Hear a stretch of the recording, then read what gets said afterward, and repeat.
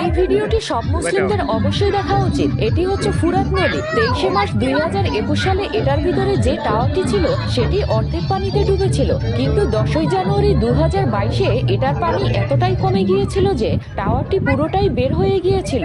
আর এখনকার অবস্থা দেখলে তো আপনিও চমকে যাবেন, কারণ যখন 15ই আগস্ট 2023-এ এটির উপরে জরিপ করা হয় তখন টাওয়ারটি পুরোটাই পানির বাইরে চলে এসেছে। এর মানে হচ্ছে কয়েক বছর ধরে ফুরাত নদীর পানি খুব দ্রুত গতিতে কমে আসছে। কিন্তু মুসলিমদের সাথে এটার কি সম্পর্ক?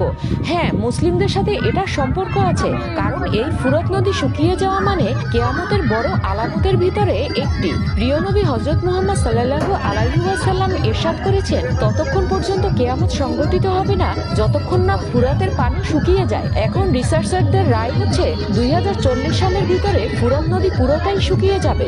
বন্ধুরা, বুঝতেই পারছেন কিয়ামত অতি সন্নিকটে। লাইক শেয়ার করতে ভুলবেন না।